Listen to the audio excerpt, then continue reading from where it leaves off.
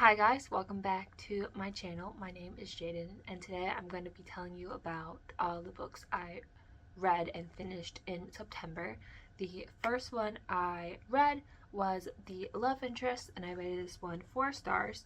So after being rescued from Blaze, who is the newest superhero, Jenna is labeled his love interest, but wants no part of this. The villains tell her to get close to him and they'll help her find her mom, who left Jenna and her family years ago. So premise drew me in and I liked it a lot. The HPA, I don't remember what it's actually called, but it's the one who controls the heroes. It reminded me of Vought from the show The Boys, based off what they did and why.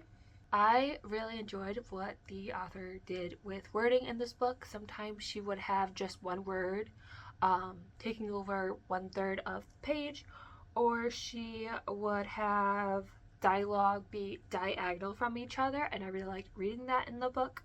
I didn't know there was a sequel to this book coming out. There is in November, and I'm really excited to read it based off my experience with this one. It was a really fun time reading it, even with the cool twist I wasn't expecting in the last couple pages. The next book I read after that was Assistant to the Villain, and I rated this one 4 stars. So Evie starts working for her kingdom's villain, and shenanigans incur. So I had low hopes for this book, but I liked it a lot more than I thought I would. Interesting dynamic between Evie and Tristan, our villain. It's very much a Grumpy versus Sunshine dynamic, and they do balance well off each other. What Evie said sometimes sounded juvenile, so it took me out. Plus, sometimes information that just got told would be repeated a few pages later. So that was really annoying. Also, in the end of the book, Evie has some badass moments at the end, but they kind of came out of nowhere for me. This book also had really cool stained edges. The plot starts immediately. Also, there's a scene in this book where Tristan does something wrong, and then later Evie apologizes for it before Tristan does, and I didn't like that. The revenge against Otto was 100% deserved. Based off how this book ended, I was excited to read the second one, which I will get into later, and see how Evie and the villain's dynamic grows throughout the rest of the series. Also, in my opinion, I thought the villain fell in love with Evie way too fast for my liking. Also, the whodunit is easy to figure out based off a character's actions in hindsight, because it didn't make sense. After that, I read The Usual Family Mayhem, and I rated this one 3.5 stars. So after pitching her grandma's baking business as a last-ditch effort to save her job, Casey goes to North Carolina to convince her grandma, but finds out her grandma's baking business might deal with murder as well. So the synopsis promises a lot but doesn't deliver. The murder pie plot that was in the synopsis seemed like it was going to be a bigger thing than it was. It just ended up being a subplot, and doesn't really have any relevancy. So I have an issue with Casey in this book. She is so stupid in this book, and so are other characters, but she is 100%. In the beginning of the book, she's had this job that, she pitches her grandma's business for about 4 months. And then later in the book, she gets another job, and she's like, wow, I'm so surprised. I've been here for 3 weeks and I haven't gotten fired. And it's but you had the other job for 4 months and you weren't fired. Make that make sense. And then her love interest in this one, when they were younger, she was a minor and he wasn't, and she kisses him and then he runs away. And so for the longest time, she's like, oh my gosh, he ran away because he didn't love me. And because he had told her, oh, I think of you as a sister, that was weird. And then later, when they're older and not minors anymore, she asked him, why did you run away? And he's like, because you were a minor and I was an adult and I'm trying to be a lawyer. That would not have worked. That's a no-go. And she's like, oh, I didn't think of it. It's there was 10 years from when you kissed him to now, and you didn't think there was another reason why he ran away. And then later he's like, oh, I always loved you. And I was like, no, you're just stupid. Like, she can't put 2 and 2 together, stupid. Like, no. The girl has no brain cells. Like, otherwise the book was a good book, but it could have been better. The plot also started immediately and then dragged on in case it was just so stupid. That's why I didn't like the book, because of how stupid and her pure stupidity. After that, I read Julie Chan is Dead, and I also rated this one 3.5 stars. So after finding out her strange twin's dead body, Julie takes over her life and finds out Chloe's life wasn't what it seemed. So the concept was interesting, but the second half of the book didn't work for me. It like went on a sharp right turn, especially what they do with baby animals. I had to like compose myself and look at something else because I was just so grossed out, and I had to process what I was reading. Like, WTF, what was I reading? Yeah, the plot was just weird and didn't work. I really enjoyed the first half of the book. That was really cool, though I didn't like some of the references about culture. Like, they would talk about, you know, Armie Hammer, and like the cannibal allegations and secession, but then they would use different things for different things. Like, BetterHelp was better therapy in this one, so it just took me out. It was just inconsistent. The influencer plotline of this book and Julie trying to figure that out was very interesting and was great, rather than what we got in the second half, which is some kind of like island stuff. And then when we see Chloe change from being obsessed with social media and then not be, that was also cool. And it showed a good transformation of her character, because beforehand she wasn't. And then as she takes over her twin's life, we see that slowly transformation of her character. After that, I read Apprentice to the Villain, and I rated this one 3.75 stars. So this is the second book in the Assistant to the Villain series. I didn't like this one as much as I liked the first one, but I still enjoyed it, and I'm going to read the rest of the series, and I will get into the third one next. So the book picked up immediately from where the first one ended, which I liked, but I wish that part got dragged out a little bit more because there has been some time that's passed. Book felt like it was a surprise to Evie every few chapters, because we learned stuff about her family and family secrets, and it's like surprise, surprise, surprise to Evie, like so often in this book. People are also keeping secrets from her, so it's like that's why I was surprise after surprise. The main plot of this book should have been teased in the previous book, since it came out of nowhere for me. Also, I felt like Tristan wasn't very villainy in this book, especially with the Destiny monster. If he had been more evil than what we see, then it could have worked more. Rather than just hearing about how evil he was. This book also had really cool stained edges and made me laugh out loud a few times. With the Destiny monster, it felt like it was more telling than showing. So it was like, okay, you're telling us how things should be instead of just showing us. So that was really annoying. Also, this book, it felt very video gamey. Like, we go to this checkpoint and this one and this one and this one. So that got really annoying really fast. Accomplice to the Villain also does this video game as checkpoint thing, and I also rated that one 3.75 stars. So it's the same rating as Apprentice, but I like this one more. But Accomplice did feel very video gamey as well. Definitely some predictability with this book, but not as bad. Alternating chapters with characters like Apprentice.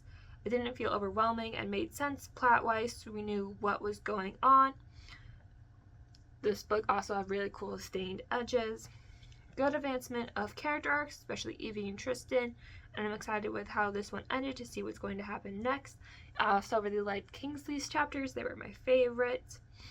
And I felt that Gideon was less annoying in this one than he had been in Apprentice with keeping all the secrets. After that, I read The Girl Effect, and I rated this one 4.5 stars. So after finding a letter and wanting to return it to its owner, Camille ends up getting a nannying job. Then she finds out that her boss has a ropes and bondage room, and the lines start to blur. So I enjoyed this book. This is a spin-off book of the Salacious Players Club. First one in the series, but you don't have to read those books to read this one. Good arcs with both Jack and Camille, though I thought that Jack was an ass in the first quarter of the book, and Camille was really nosy. This book also has really cool stained edges and like a really cool like inside picture. I really like the bondage scenes and the sex scenes after that. The sessions they had led into. Book tried to have me cry at the end, but it failed. I'm excited for the other books in this series and where these characters will go. There were also letter correspondence between Jack and Camille in this book that I really liked, and thought those were a really cool addition to the book. After that, I read Everyone is Lying to You, and I rated this one 4 stars. So after her estranged friend Rebecca, who's now a treadwife influencer, invites her to a conference, Lizzie jumps at the chance. The next day during the conference, Rebecca's husband, Rebecca also goes by Bex. Bex's husband is found dead, and is Rebecca responsible? So I enjoyed this book a lot more than I thought I would. I love the exploration of treadwife and influencing and what happens behind the scenes. I liked both Lizzie and Rebecca's POV chapters, though I wish there was more of the latter. There was a small twist at the end that I was iffy about, but overall this was a solid read. After that, I read The Spirit of Love, and I rated this one 3.5 stars. So after a short vacay, Fanny comes back to work to finally direct the show she's been writing on for years, when she finds out she's being replaced by the guy who looks oddly similar to the guy she met and slept with during her vacay. So the author of this book is the same author who wrote the Fallen series, which is a YA series, which I read when I was younger. Both this book and the Fallen series have sort of like death vibes or deal with death. While I was reading this book reminded me of the movie One True Loves. I've never seen the movie, but it reminded me of, oh, she has to pick between two guys. Who could they be? Like, kind of a love triangle-esque of it. Just based off the premise and the vibes of the book. Thought the book was going to be more sexual based off the synopsis, because the synopsis was like, oh my gosh, she went on this vacay and this guy gave her so many orgasms, and you're like, okay, it's gonna like explore that, show that, and it doesn't. And it was like, okay, it's more of like a romance book with like very little sex in it, and it was like, that's not what you promised in the book based off the synopsis. I was disappointed in that. It was a good and fast read. The twist at the end I didn't like and felt like it came out of nowhere, felt out of place. I liked the story, but it could have been better. After that, I read The Summer Ate the Rich, and I rated this one 3 stars. So Brielle is a zombie, not a zombie, I'll get into the difference, but wants to be a chef who wants to get revenge on the rich around her.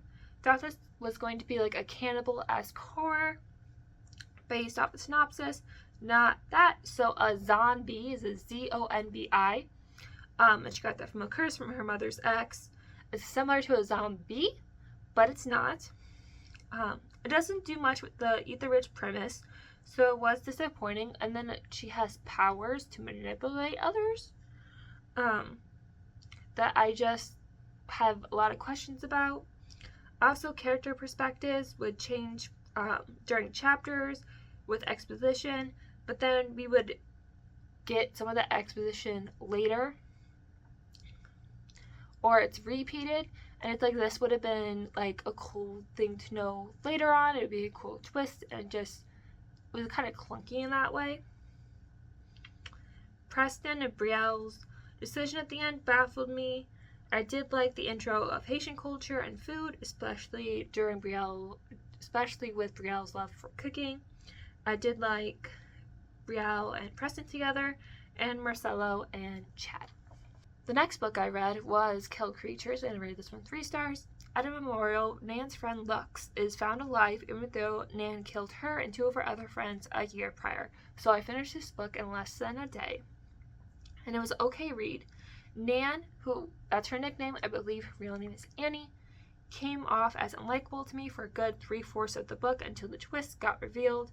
The spot where the murders took place was just hard for me to imagine, so it was hard for me to connect to. Based off the title, I thought it was going to be or have a supernatural twist to it. For explanation, not glad I didn't take that. What we found out about Nan could have been explored more in the end, like it had been foreshadowed, but I wish we got others' POV of it. Also, the epilogue contained things that didn't work well for me and could have been elaborated more. Felt like it was trying to wrap things up and add extra things as well. Thought it was going to be a better horror-esque, and ended up being disappointed. The next book I read was The Return, and I rated this one 3.5 stars. So 2 years after disappearing, Elisa's best friend Julie comes back, but she's acting unusual, like eating raw meat weird. So this is very horror-esque, which is what I wanted with the past 2 books I had read beforehand. It's a good setup for the story, but I'm left with more questions than answers. Ending felt ambiguous, and I wish we got more detail on Julie, what she became. Elise was an iffy character for me, and I don't know how I still feel about her. The inn that they stay in gave me the Shining vibes. The hotel they stay in The Shining, it gave me those kind of vibes. I've read the book The Shining, I just haven't seen the movie, but it gave me those sort of vibes. The author of this book I've read before, it's Rachel Harris, and the next book I read was actually written by her too, and that was Cackle, and I rated that one 3.75 stars. So after moving to a new town after a breakup, Annie meets Sophie, who's a little eccentric and might be a witch. So I liked this one a lot more than The Return. Writing was better, but some of the sarcasm in it got really annoying really fast. Not a big fan of spiders, but I did enjoy Ralph, thought he was really cute.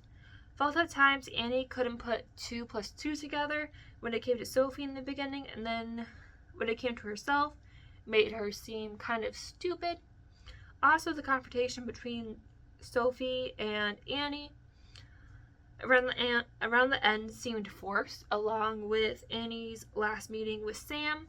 It just felt clunky and just didn't work for me. Like, I know it was meant to have them have some closure.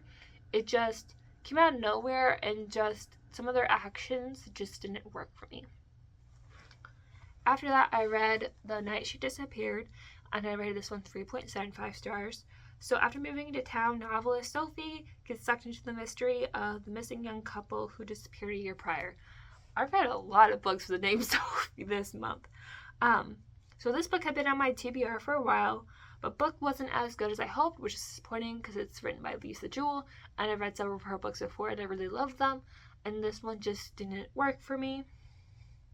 It started off slow, was hard for me to get into in the beginning, but then it got better as I read on.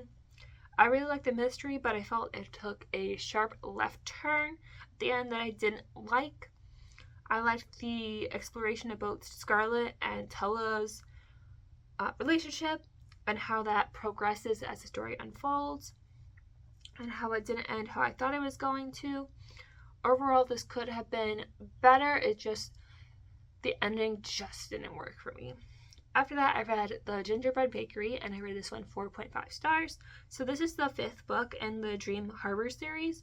This one's about Annie and Max, his full name is actually Macaulay, and every time I read that, all I can think of was Macaulay Culkin. So I enjoyed this one a lot more than I thought. I really like the explanation of why Annie and Mac are enemies in this book, what caused it. I thought there were good arcs for both characters, and I thought the enemies to lovers trope was well done. Not as much sex in this one as there has been in the other books, but the reasoning why is understandable, especially as they're enemies and butting heads, and they're growing the relationship back in the story. Then when they finally get back together, it is great. I finished this book in only a few hours, so it was so good, and I really eat these books up. And it did make me squirrel a few times. I can't wait until the next book comes out in May, since I really, really love this series. After that, I read Girl Abroad, and I rated this one 3.75 stars. So, Abby is studying abroad in London when she finds herself in a love triangle with one of her roommates and a bassist/bartender, while also dealing with a painting mystery, dealing with British royalty.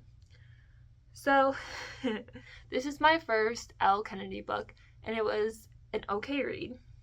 I enjoyed the story, but I don't know how I feel about Abby. At times she was really smart, other times she was really dumb. In this book, she's trying to figure out the mystery behind this painting. And one time she leaves the painting out in the living room because she took pictures of it. Well, then her roommates have a party in their, house apartment, and she knew, but she left the painting out, and then there's a scuffle with some of the people from the party, and the painting gets tipped over or whatever, and she's like, oh no, and it's maybe if you knew your roommates were throwing a party, you would have put the painting in your room, so this wouldn't have happened.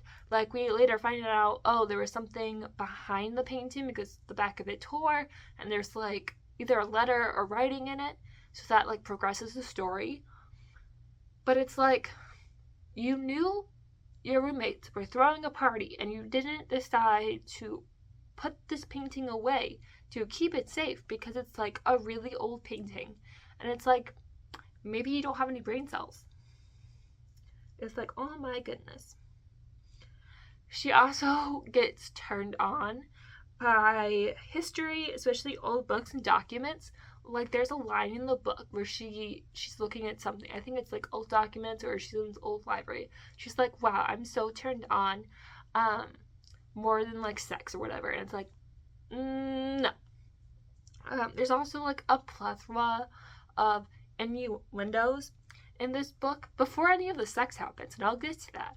But I know these kids are college kids, and yeah, college kids can get horny and have sex and stuff.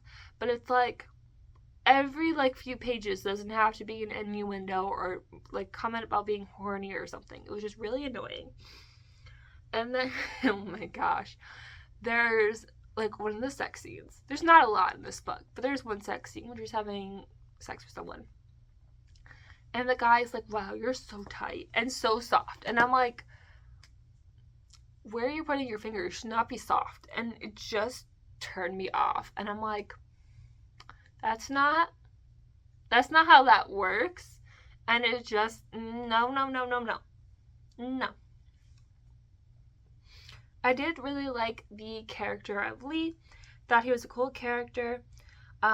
This book also reminded me of One Tree Loves because it is very love triangle-y, and Abby has to pick which boy she wants to be with at the end.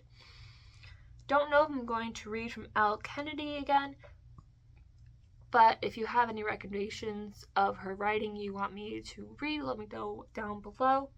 This story also started slow for me, and then once the story progressed, then it was easier for me to get into. And like I said, I wish there were more sex scenes, especially with all the innuendos, thinking, oh, we're gonna get to that, and it only happens a few times. Or you're oh great, we're gonna get one, and then it cuts to the next chapter and it's already done. You're okay. And then the last book I read was Her First Mistake, and I rated this one 4 stars. So 13 years ago, Noelle's husband was murdered and she was left for dead. Now the FBI is investigating to find out what really happened. So I read from this author before, but it was years ago during COVID. The book was really good in the first half, because it would switch between timelines, before the accident, how she met her husband, a few weeks before the murder, right after the murder, where they are now, and that was really cool and really interesting, and it drew me in.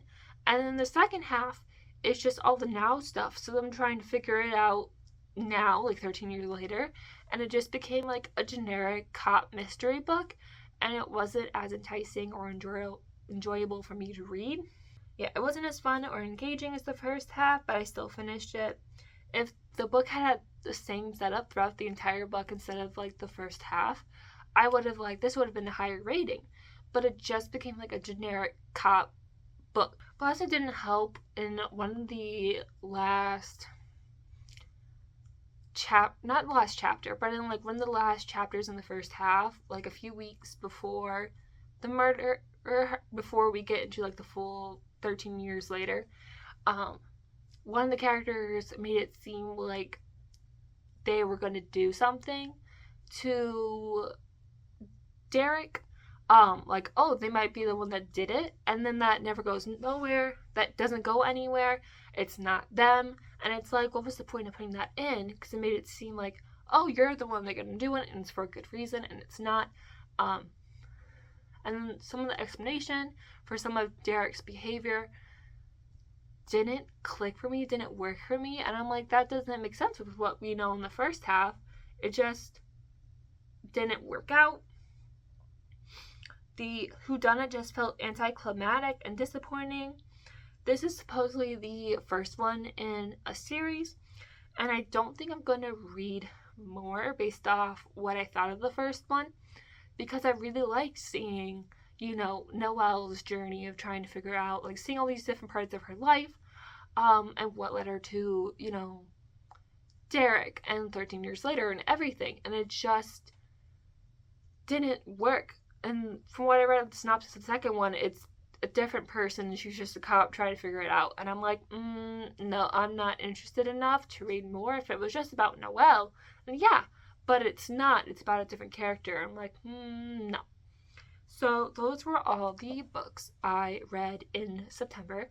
If you have any recommendations for books for me to read in October, let me know down below. Otherwise, I'll see you next month. Bye.